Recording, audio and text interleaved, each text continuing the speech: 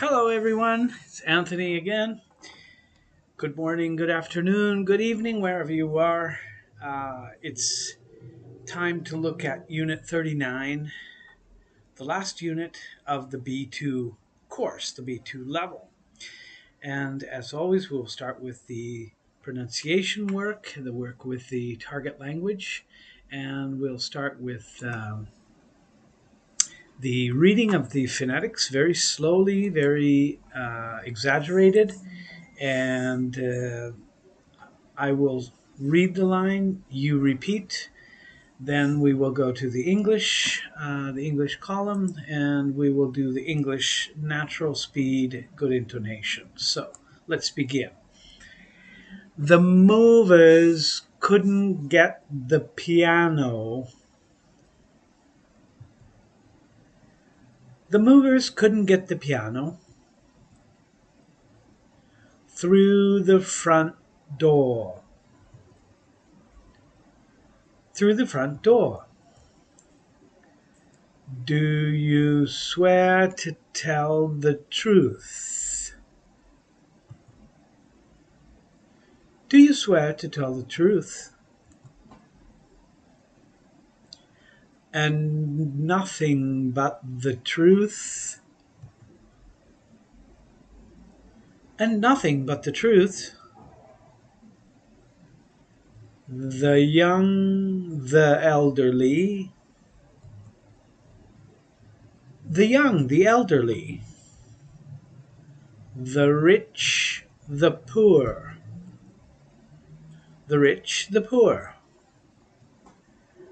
An attempted robbery,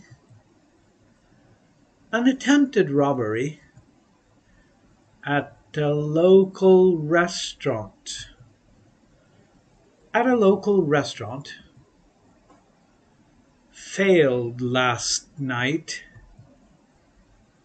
Failed last night. The robbers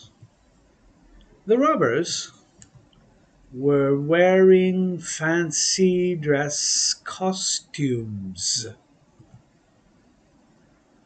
Were wearing fancy dress costumes. The cashier screamed. The cashier screamed, and they ran away. And they ran away. It began to rain. It began to rain while we were having lunch. While we were having lunch. It was snowing. It was snowing when we got to the hotel. When we got to the hotel, we checked in at the desk. We checked in at the desk and went up to our room. And went up to our room. Do you wear glasses? Do you wear glasses? No, I wear contact lenses.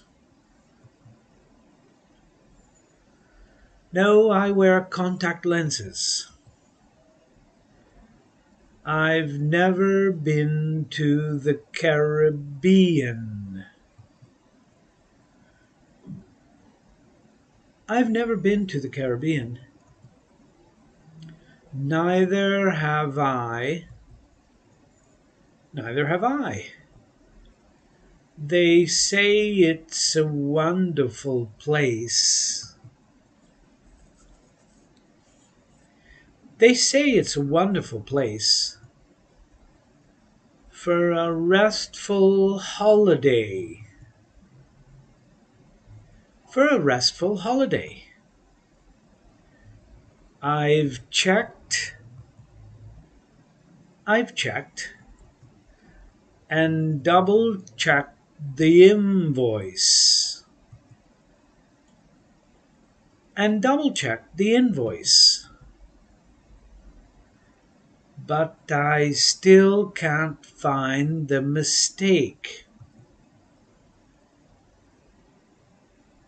But I still can't find the mistake. It's not at all like you. It's not at all like you to give up without a fight. To give up without a fight. Health insurance. Health insurance can be extremely costly. Can be extremely costly for self-employed people. For self-employed people. Thank you for reminding me. Thank you for reminding me.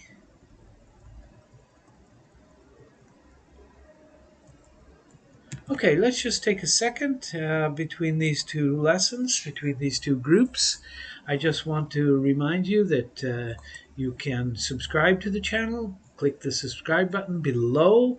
Also ring the bell. You can receive the notifications for all of the videos that we will broadcast on this channel.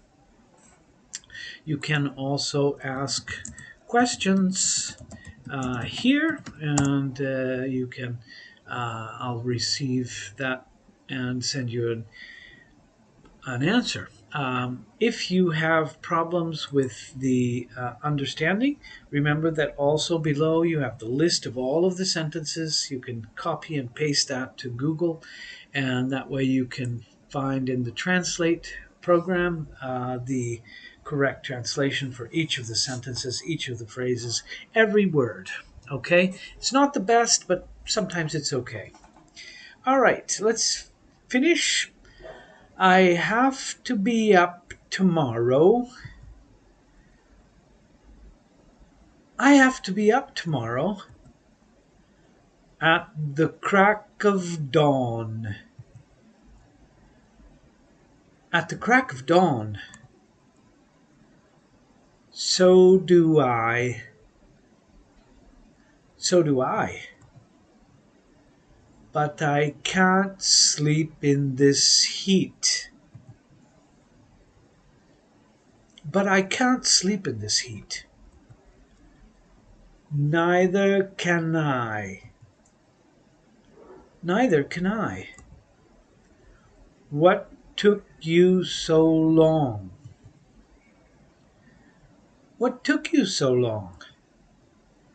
The lift got stuck.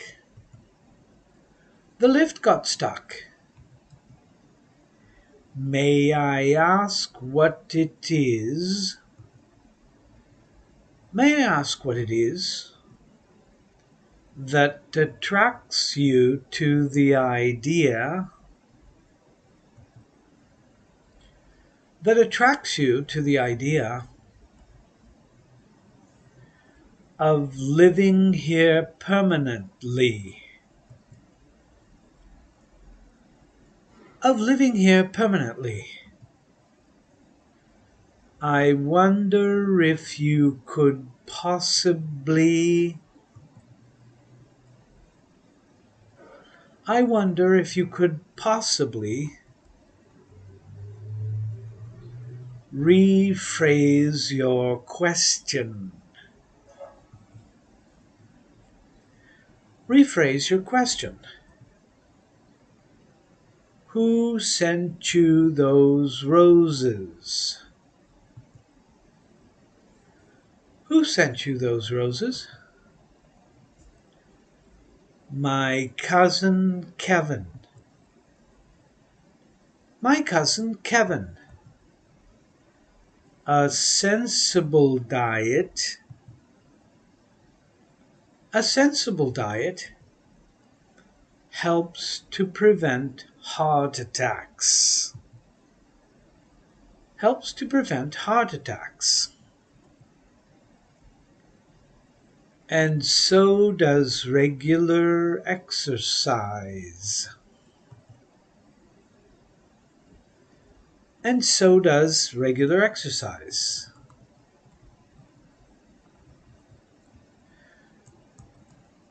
Self-confidence. Self-confidence is often a determining factor. Is often a determining factor in an athlete's performance. In an athlete's performance. Worrying about things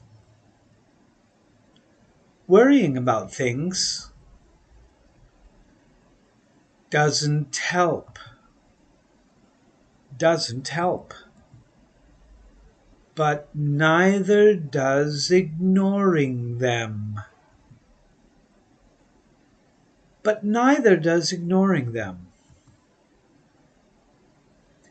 She's a difficult person.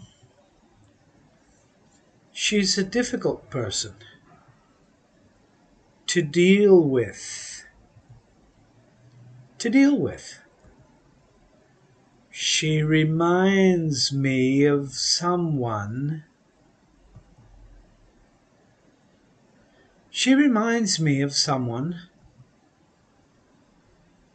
I used to know.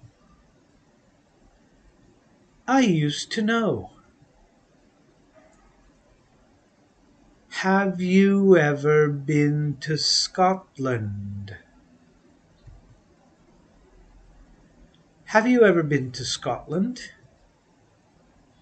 No, I've never been there.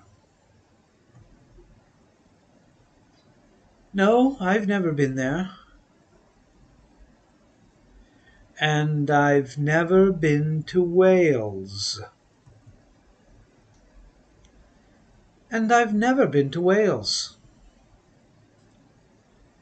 But I've been to Ireland twice.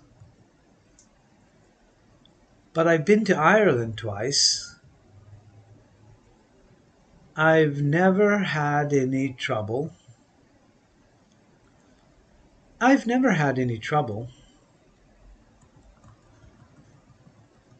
With this computer.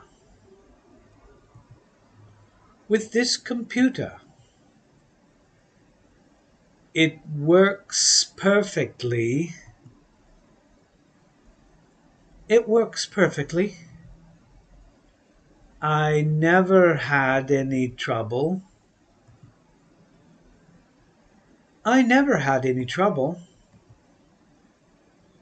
With my old computer.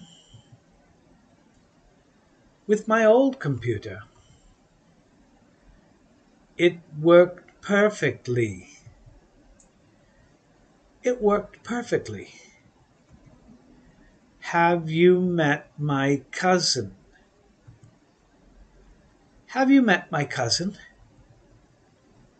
No, we've never met.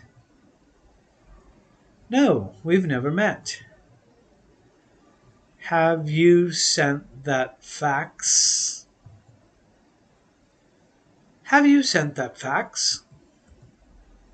Not yet.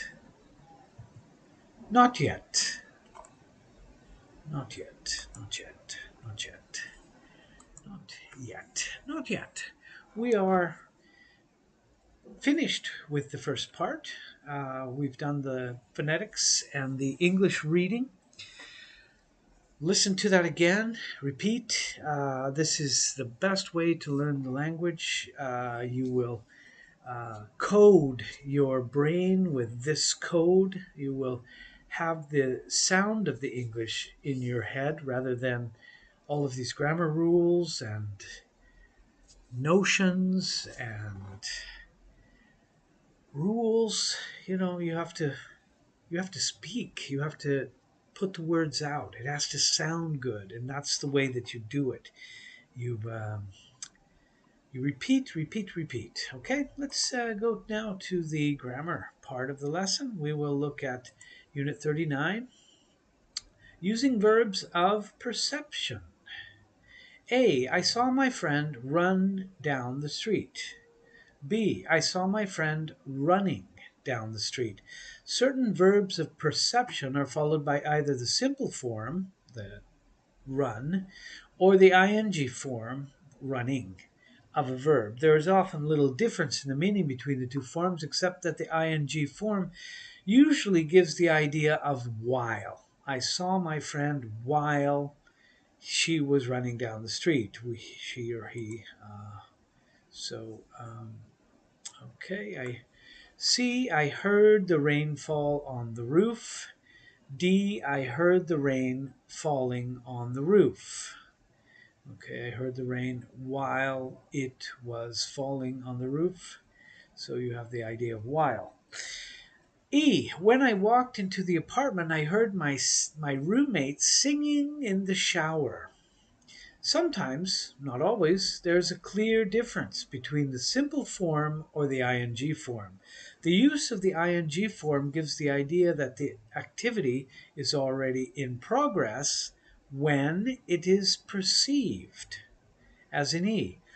When I walked into the room, I heard my roommate while he was singing. So you have the idea that you were in progress. He was in progress. Instead, F, I heard a famous opera star sing at the concert last night. This has the idea of singing from the beginning to the end. It was not in progress when I first heard it. I heard a famous opera star sing. In other words, she started and then she ended. I heard the whole thing. Okay, the simple form of the verb is the verb without to. It's incorrect to say I saw my friend to run down the street. The ing refers to the present participle. Let's look at verbs of perception followed by the simple form or the ing form. These verbs are see, look at, hear, smell, notice, watch, observe, listen to, and feel. Okay, the five senses: seeing or looking at or noticing or watching or observing, hearing, smelling. You wouldn't have taste here, but you have feel. So and neither or neither. You can use these words in short responses if you agree with someone. If you hear a negative sentence, you can agree by using neither or neither. If you hear a positive sentence, you can agree by using so. Remember that the verb in your response needs to agree with the verb in the sentence you hear, and you must invert the verb in the subject like a question form. I'm tired. I am tired, so am I. So we invert I am, so am I. I have to be up tomorrow at the crack of dawn, so do I. Okay, have, you have to use the auxiliary, so the auxiliary is do. That becomes inverted with the subject, so do I. I'm not tired, this is negative. Neither am I, neither am I. I've never been to the Caribbean, neither have I, neither have I. I have never been. Have is the auxiliary, so we invert I have, and we have something like a question tag, but it's being used to agree with someone. Noun clauses beginning with that. Okay, let's look at a statement. He is a good actor. The noun clause, I think that he is a good actor. We can also omit that. I think he is a good actor. The world is round. We know the world is round, or we know that the world is round. In A, that he is a good actor is a noun clause. It is used as the object of the verb think. It's also called a relative clause. The word that, which introduces a noun clause, has no meaning in itself. It simply marks the beginning of the clause. Frequently it is omitted, as in be, especially in speaking. If used in speaking, it is unstressed. I think that he's an actor. You never would say, I think that he is a good actor. It's not stressed. Statement. She doesn't understand spoken English. The noun clause, that she doesn't understand spoken English, is obvious. E. It is obvious that she doesn't understand spoken English. The world is round. F. That the world is round is a fact. G. It is a fact that the world is round. Okay, so in D, the noun clause, that she doesn't understand spoken English, is the subject of a sentence. The word that is not admitted when it introduces a noun clause used as the subject of a sentence, as in D and F. That the world is round is a fact. We cannot say the world is round is a fact. That must introduce the subject. More commonly, the word it functions as the subject, and the noun clause is placed at the end of the sentence, as in E and G. It is obvious that she doesn't understand spoken English. It's a fact that the world is round. Those are more common. Let's look at cleft sentences. Cleft sentences are used to connect what is already understood to what is new to the listener. In a cleft sentence, a single message is divided, that means cleft, into two clauses. This allows us to focus on the new information. It is the cleft sentences. It, cleft, and then sentences. It clauses are the most common type of cleft clause. The information that comes after it is emphasized for the listener. The clause that follows the it clause is connected using that, and it contains information that is already understood. We often omit that in informal situations we often omit that in sorry, this is I think. Yeah. In informal sentences when it is the object of the verb. So so Tom was raging angry yesterday, was he? B, no, it was Bob that was raging angry. Okay, so what is the new information? It was Bob, not Tom. You see, Tom was raging angry yesterday, wasn't he? So my information is about Tom, and I want to change. I want to say, no, it was Bob that was angry, not Tom. Understood already is the old information. Someone was someone was angry. Okay, so someone was angry. That's the old information, right? If I want to say someone was angry, Tom, it would be different. Hey, you've met my mother, haven't you? No, it was your sister that I met. Okay, so the focus on the new information, it was your sister. Your sister, that's what I want to stress. That's why I want it at the front of the sentence. That's the part that I want to be understood. It was your sister that I met. There is the cleft. Understood information is I met someone in your family. Is it August that you're going on holiday? The new information is the month of August. Is it August that you're going on in holiday? We're talking about going on holiday, It's a great holiday, going on holiday, flying, Sri Lanka, Tahiti, going on holiday. Is it August? So I'm changing, you see, new information. Is it August you're going on holiday? You're going on holiday, we were discussing. When a personal subject is the focus, we can use who instead of that. We often omit who in informal situations when it is the object of the verb. It was my husband who you spoke to on the phone. It was my husband that you spoke to on the phone. Or It was my husband you spoke to on the phone. So I can admit that actually it's a relative pronoun. When a plural subject is in focus, we use a plural verb, but it plus be remains singular. Okay, this is interesting. Um, it's the parents who were protesting most. Okay, parents were protesting. The parents, maybe we're talking about the protest at the school, in the center, a lot of protests, a lot of people, a lot of children, a lot of people. No, but it was the parents. It's the parents who were protesting the most.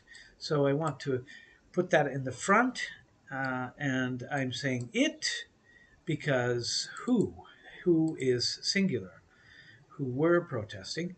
We can use negative structures in the it clause. It wasn't the Greek student who phoned.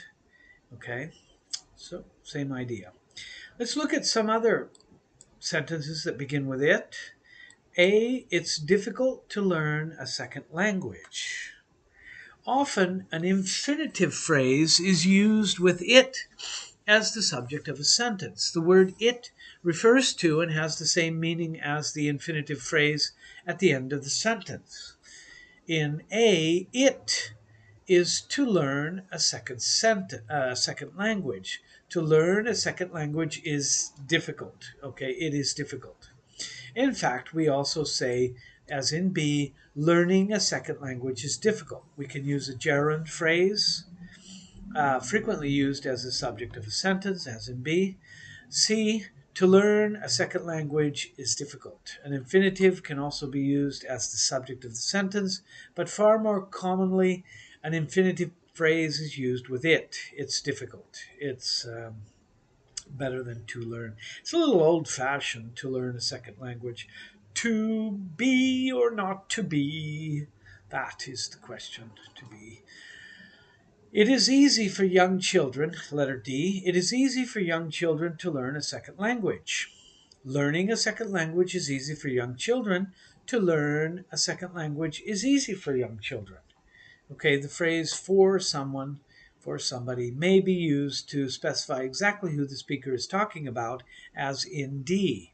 It is easy for young children, for young children. If you want to define who it's easy to. Okay, let's look at the infinitive of purpose in order to. We have that is the title. In order to, he came here in order to study English. In order to is used to express purpose. It answers the question why. He came here, why? In order to study English. He came here to study English. B. In order is often omitted, as in B. He came here to study English. It's incorrect, as in C. He came here for studying English. D, incorrect. He came here to study English. E, incorrect. He came here for study English. F, I went to the store for some bread. G, I went to the store to buy some bread. For can be used to express purpose, but it is a preposition and is followed by a noun object, as in F, for some bread. So I went to the store for milk. I went to the store for fun. Fun is a noun. So, yeah, don't use for with the ing form or with the infinitive. The exception, the phrase be used for expresses the typical or general purpose of a thing. In this case, the preposition for is followed by a gerund. A saw is used for cutting wood. Okay, this is should be the example here. Let me just okay, a saw is used for cutting wood. Also possible, a saw is used to cut wood. Okay, so both of those are possible as okay.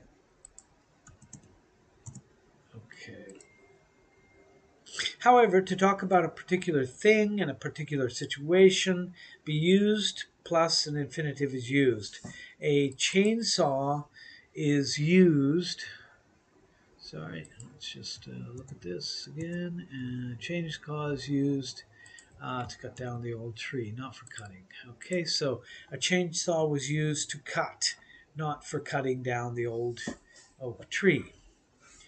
All right, so you have an exception there. English is full of exceptions.